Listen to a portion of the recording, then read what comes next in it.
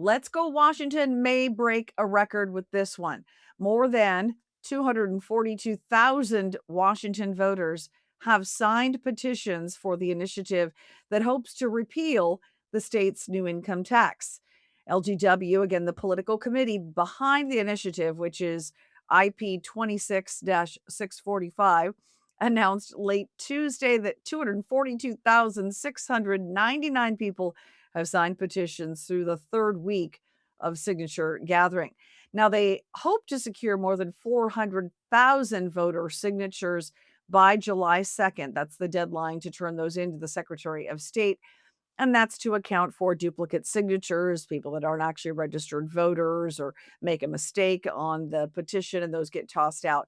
So, really, they need just shy of 309,000 valid voter signatures, hoping for 400,000. Record breaking, could be well over 600,000 now, is what we're looking at if the pace of signings continues. Now, this is the initiative that hopes to repeal the recently approved and signed into law income tax of 9.9% on those that make more than $1 million a year or combined household income in excess of $1 million. So the signature gathering effort is going swimmingly, according to Let's Go Washington. And here's part of my conversation with Let's Go Washington spokesman Darren Littell. One of the things that we did was we looked at the number of people who had signed our initiatives previously. But in addition to that, we look at the people who are new signers. So somebody has never signed one of the Let's Go Washington initiatives, all the ones that we've done before. And from the group of people who are brand new to signing any Let's Go Washington initiative in the past, only 30% of those people are Republicans. So the majority of new people who are signing these initiatives are Democrats and independents. And that is a huge, huge number. I mean, 70% of them are Democrats and independents. And so it's like I said, I mean, the enthusiasm is absolutely through the roof. People are coming out and signing this and is absolutely nonpartisan, despite what anybody else is trying to make this out to be. Folks are very, very enthusiastic about this. Now, harassment and assaults on signature gatherers continues. You may recall there were similar attacks last year to those that were gathering for the two initiatives that are already qualified for the ballot this year. Those concern the protection of girls in sports and parental rights in schools, like the schools calling your child a different pronoun. They have to tell you. So that's what this second initiative hopes to return to. Now, in an ex post on Tuesday, we're going to show you here, a man was seen stealing petitions from a signature gatherer and appearing to assault a woman just outside a Puyallup Safeway. Don't do it. Yep. Give me these boards back. These people want to be.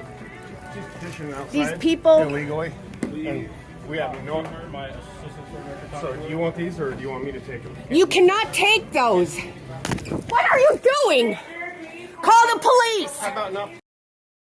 So as you see in this ex post, which was put up by Undivided podcaster Brandy Cruz, the woman claims this man, assaulted her. It's alleged at this point. Police did end up responding. So we'll find out if in fact that, charges are filed. Obviously you could see the guy's face and she certainly got his license plate. So there's contact there from police, and we'll follow up and find out if in fact something is pursued here as far as prosecution goes. But with less than 5 months until the election, there's also concern, based on what Darren Littell and Let's Go Washington shared with me, that the ballot titles and the impact statements for each of the already qualified initiatives, how those appear to voters, is going to be interesting. Of course, they've pushed back on this, but in the state of Washington, that's completely up to the Attorney General to create these ballot titles and the impact statements. And Littell says that in some cases, those end up being confusing to voters. Like a yes is a vote against this, a no is a vote to repeal. He doesn't want it to be so confusing. They have concerns about that. Here's part of my conversation with Darren Littell on that topic.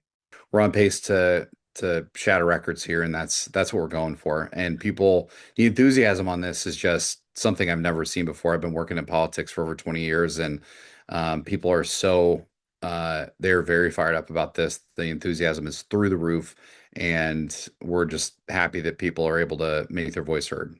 The messaging on this is critical, and it's vote yes to stop the income tax. It's vote yes to protect girls' sports. It's vote yes to make sure that parents have a right to know what's going on with their kids. So I've been telling people whenever I'm out meeting with them, it's yes on all the initiatives in the fall. There are no bad initiatives, so vote yes, vote yes, vote yes. They are all positive. They are all things that we're trying to repeal and make better through this initiative process. Now, I reached out to the Office of Attorney General Nick Brown for comment on Littell's suggestion that the ballot titles and the impact statements may not be neutral, and I received a response via email from Deputy Communications Director Mike Falk, which said in part, Mr. Littell's comments are utterly disingenuous. Those for and against ballot initiatives have the opportunity to challenge the ballot titles. Let's Go Washington did not challenge either of those, and in one case intervened to defend the title we had written. He went on to say that there was a group opposed to the initiative, challenged the wording of it, and challenged the claiming that it was too biased in favor of the initiative. And he says that Let's Go Washington intervened to defend the title that the AG's office had written.